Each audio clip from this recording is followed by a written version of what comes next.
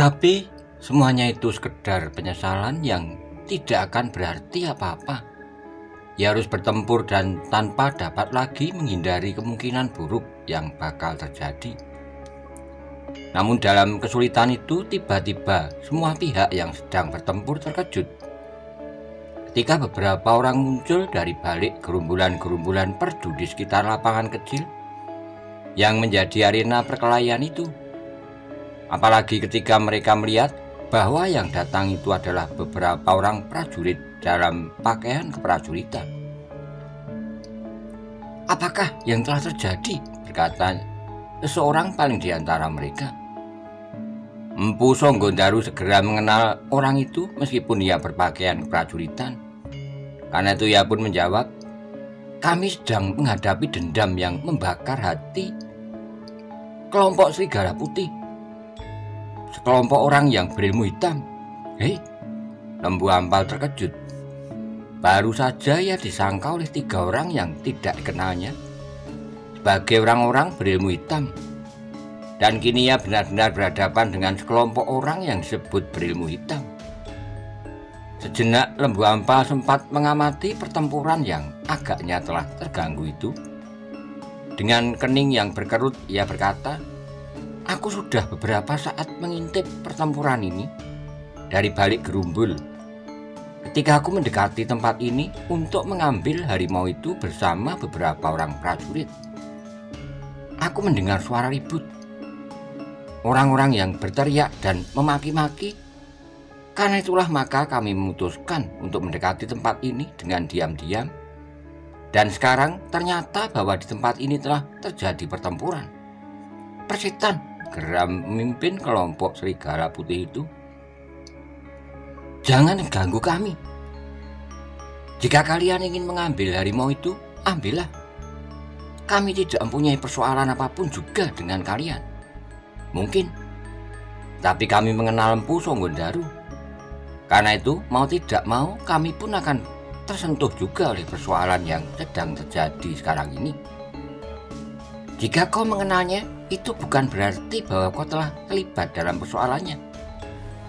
Songgondaru telah membunuh beberapa orang dari padepokanku, dan aku kini datang untuk menuntut balas. Tetapi pembunuhan itu tidak terjadi dengan semena-mena," sahut Empu Songgondaru. "Orang-orangmu telah melanggar adab yang berlaku dalam pergaulan manusia. Aku tidak mengakui peradaban orang lain, kecuali yang berlaku di dalam lingkungan kami. Karena itu, kami tidak dapat dipersalahkan, apalagi dibunuh." Lembu Ampal yang mendengar keterangan itu dapat mulai melihat meskipun samar persoalan apakah yang sedang terjadi. Karena itu maka ia pun kemudian melangkah maju sambil berkata, "Adalah kewajiban kami untuk mencegah pertengkaran yang terjadi seperti sekarang ini. Karena itu marilah kita selesaikan persoalan ini sebaik-baiknya. Ia telah membunuh orang-orangku, dan itu sudah terjadi. Penyelesaian yang paling baik bagiku adalah tebusan kematian dengan kematian. Tapi kematian itu tentu ada sebabnya. Jika sebabnya itu cukup besar sehingga kematian itu tidak dapat dihindarkan, maka penilaiannya harus berbeda," jawab Lembu Ampal. "Demikian juga kali ini, jika terjadi pembantaian karena alasan cukup kuat, maka itu pun tidak dapat dicegah dan harus mendapat penilaian yang lain pula," teriak pemimpin Serigala Putih itu. "Kami mempertahankan kehormatan seorang gadis." Tiba-tiba saja Empu Songgondaru motong. "Itulah sebabnya kami terpaksa membunuh beberapa saat yang lampau. Kehormatan seorang perempuan tidak berarti apa-apa bagi kami," teriak pemimpin Serigala Putih itu. Lembu Ampal memandang wajah pemimpin kelompok yang menyebut dirinya Serigala Putih itu dengan tajamnya. Kemudian dengan suara yang datar ia bertanya, "Apakah memang demikian penilaianmu terhadap seorang perempuan?" "Ya, tapi apakah kau menyadari bahwa kau juga dilahirkan oleh seorang perempuan? Bahkan ibumu yang mengasuhmu sejak bayi itu pun seorang perempuan." Pemimpin Serigala Putih itu termangu-mangu sejenak. Tapi karena ia sudah berdiri di atas suatu sikap yang keras, maka ia pun berteriak, "Apa peduliku dengan ibuku? Ia memang seorang perempuan, tapi hanya sekedar alat untuk melahirkan aku dan memeliharaku karena kewajiban." Lembu Ampal mengangguk-angguk, katanya kemudian, "Jika itu pendirianmu, maka sebaiknya aku memperingatkanmu. Jangan mempertahankan sikap dan pendirian yang salah itu dengan menambah kematian. Apakah itu anak buahmu sendiri atau anak buah orang lain? Persetan, apa pedulimu? Lihat di sana," berkata Lembu Ampal. "Aku tidak sendiri. Berapa banyak prajuritmu? Kami dengan 15 orang akan membinasakan seisi hutan ini, termasuk prajurit-prajurit yang tersesat ke dalamnya." Lembu Ampal menarik napas dalam-dalam. Agaknya orang itu memang sudah mengeraskan hatinya, sehingga tidak dapat diajak berbincang lagi. "Kisanak," berkata Lembu Ampal, "kami datang dengan 5 orang prajurit. Bahkan jika kami memberikan isyarat, maka kawan-kawan kami yang aku perintahkan menunggu di ujung hutan ini akan segera berdatangan." Mimpin kelompok yang menyebut dirinya Serigala Putih itu justru tertawa, katanya, "Kau mencoba menakut-nakuti aku. Aku bukan anak-anak lagi. Apapun yang akan kau lakukan, bahkan memanggil semua prajurit di seluruh Singosari, kami sama sekali tidak akan gentar." Lembu Ampal masih akan berbicara lagi, tapi perwira yang masih sangat muda yang memimpin prajurit-prajurit Singosari itu sudah mendahului.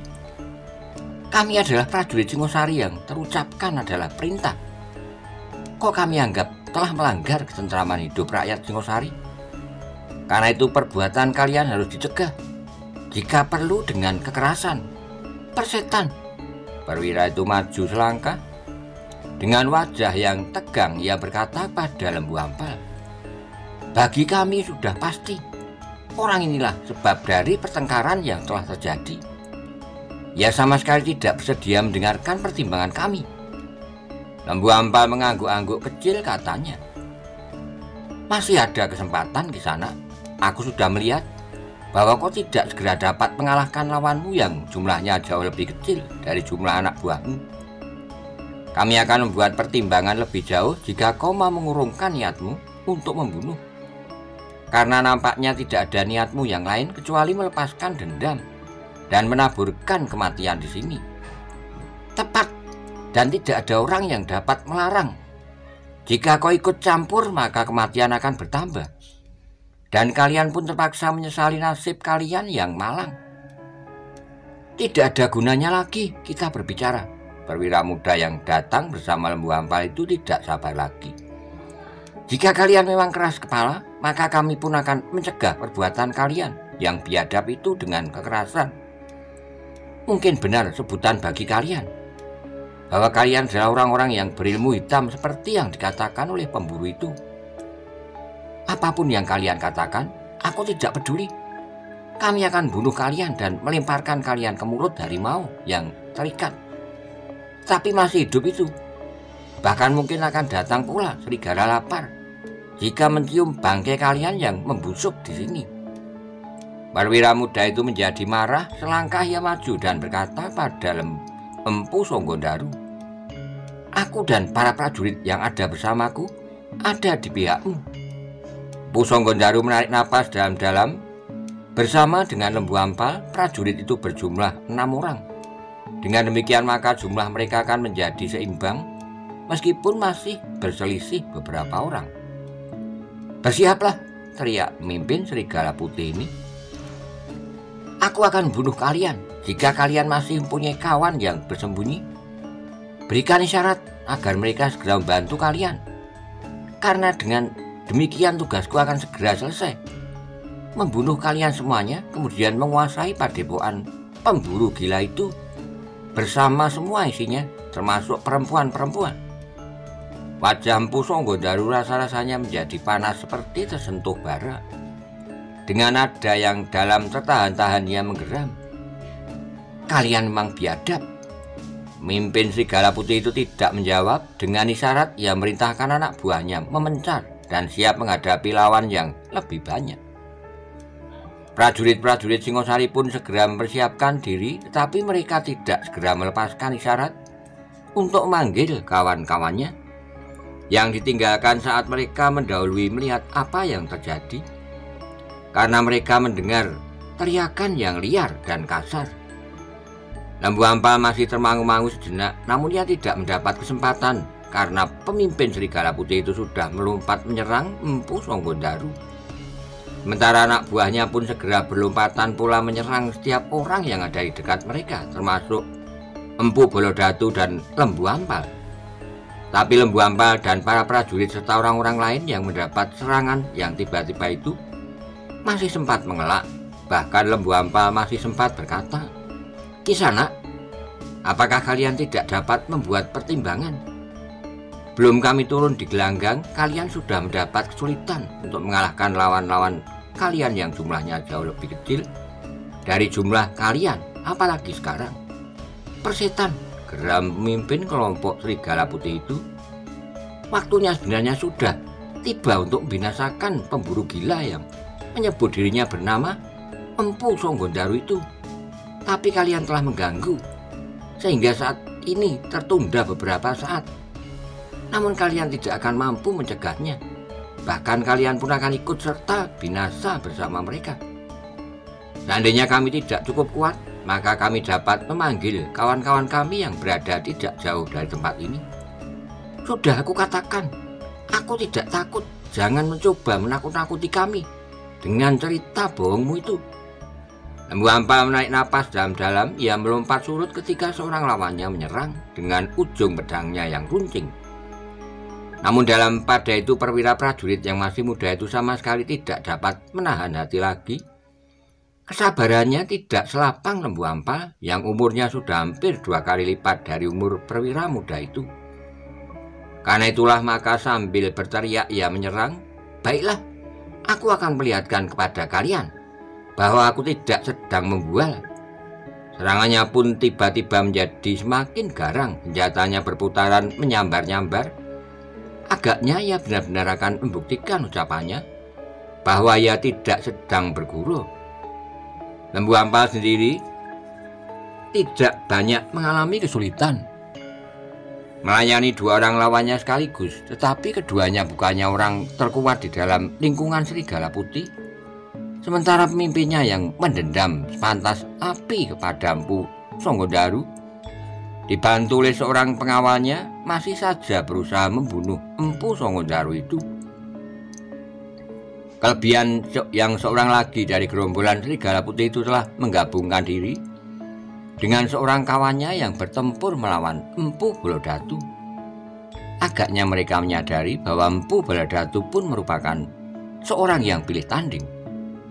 Dengan demikian maka orang-orang berilmu hitam dari gerombolan yang menyebut dirinya Serigala Putih itu ternyata telah menjerumuskan diri mereka sendiri ke dalam kesulitan. Ternyata bahwa dendam yang menyala membakar jantung mereka telah memburamkan mata mereka yang tidak lagi dapat melihat kenyataan. Dengan demikian maka keadaan pun segera berbalik. Orang-orang dari gerombolan Serigala Putih pun segera mengalami tekanan yang berat. Dalam pertempuran seorang lawan seorang, maka mereka sama sekali tidak akan mampu mengalahkan para prajurit Singosari. Apalagi perwira muda yang marah itu, sedangkan pengawal Empu Bolodatu pun adalah pengawal yang terpilih. Demikian juga agaknya para cantrik yang mengikuti Empu Songgondaru. Yang mengalami kesulitan di antara mereka adalah Empu Songgondaru sendiri, meskipun ia masih merasa mampu untuk mempertahankan dirinya. Ia harus melawan pemimpin gerombolan yang menyebut dirinya Serigala Putih itu, dibantu oleh seorang anak buahnya yang tidak kalah buasnya dengan pemimpin kelompok itu sendiri. Karena itulah maka Empu Songgondaru masih harus mengerahkan kemampuannya. Ia harus mempertahankan dirinya sejauh-jauh dapat dilakukan, sebelum kemudian dengan tiba-tiba ia mencari kesempatan untuk mengurangi jumlah lawannya. Namun lawannya pun agaknya mempunyai pertimbangan yang cukup berbahaya baginya. Pemimpin Serigala Putih itu berusaha untuk dapat membunuh Empu Songgondaru segera, sehingga ia kemudian dapat membantu kawan-kawannya mengurangi jumlah lawannya seorang demi seorang. Karena itulah maka pemimpin gerombolan Serigala Putih itu dengan bernafsu sekali berusaha menghancurkan Empu Sanggodaru secepat-cepatnya.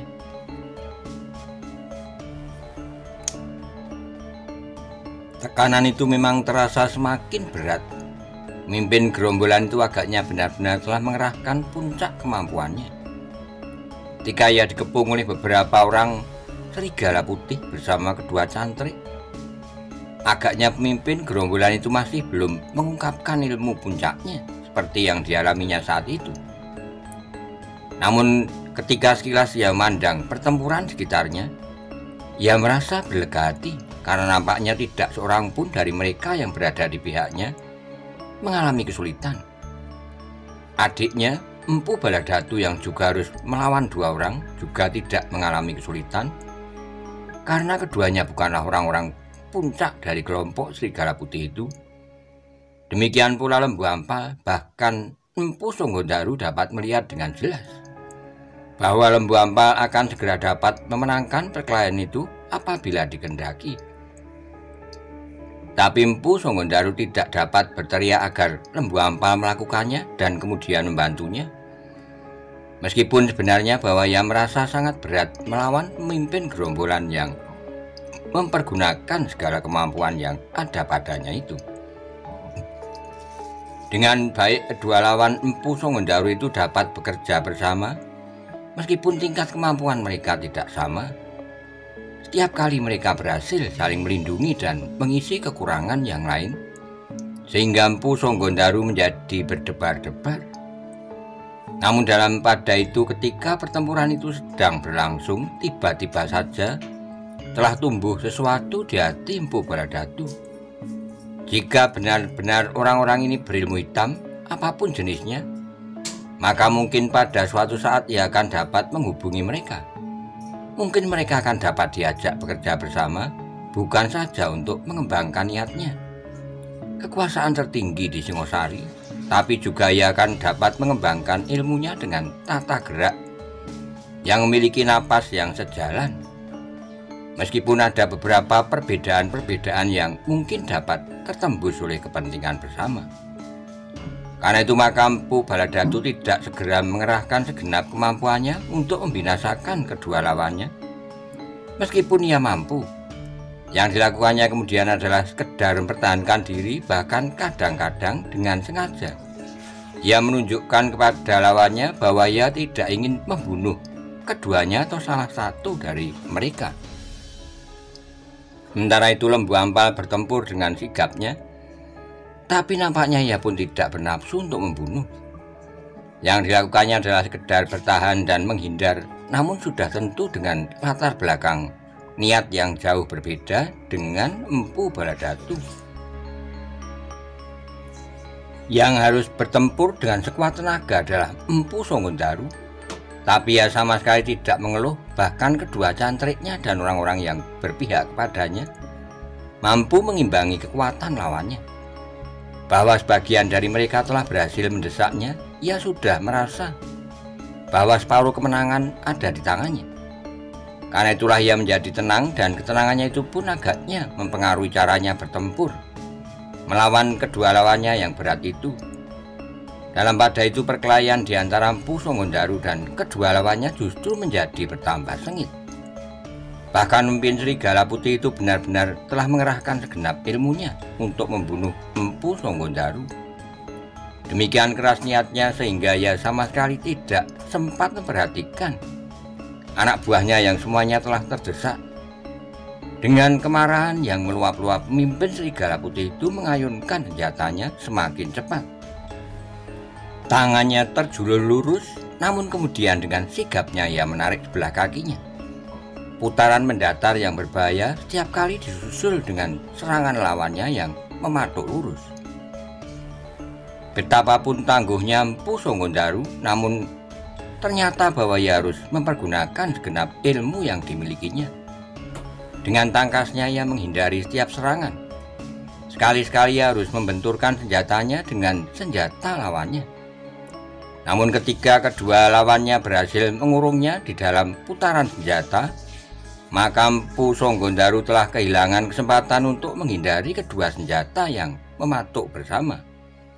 Ia berhasil menangkis serangan pemimpin Serigala Putih itu, namun pada saat yang bersamaan, senjata yang lain telah terjulur pula mengarah ke lambungnya. Empu Songgondaru hanya dapat menggeliat, tetapi ujung senjata itu masih juga berhasil menyentuhnya meskipun tidak pada lambung, tetapi pada tangannya. Kemarahan yang meluap telah menggetarkan dada Empu Songgondaru. Luka di tangannya itu bagaikan api yang menyalakan minyak yang memang sudah tersiram di hatinya. Luka-luka yang digureskan oleh kuku-kuku harimau itu rasa-rasanya masih pedih, dan kini tangannya sudah tergores oleh luka yang lain, luka oleh senjata. Karena itu maka Empu Songgondaru tidak lagi mengekang dirinya. Kemarahannya sudah tidak terbendung lagi. Itulah sebabnya maka ia pun segera mengerahkan segenap kemampuan yang ada padanya. Senjata Empu Songgondaru pun segera berputar semakin cepat, seolah-olah senjata itu telah berubah menjadi puluhan senjata serupa yang berterbangan tanpa dapat dikendalikan lagi, mengerumuni pemimpin Serigala Putih itu dengan seorang kawannya. Ternyata bahwa Empu Songgondaru masih mampu meningkatkan tekanannya. Oleh kemarahan yang muncak yang mula-mula menjadi sasaran kemarahannya justru adalah kawan pemimpin Serigala Putih yang telah melukainya itu. Dengan garangnya Empu Songgondaru menyerang pemimpin Serigala Putih itu untuk memisahkannya dari kawannya. Ketika pemimpin kelompok orang-orang berilmu hitam itu terdesak beberapa langkah surut, maka tiba-tiba saja Empu Songgondaru yang marah itu melompat ke samping. Sebuah putaran yang tiba-tiba ternyata telah mengejutkan lawannya, apalagi ketika ujung senjata Empu Songgondaru bergerak dengan cepatnya mendatar di setinggi lambung.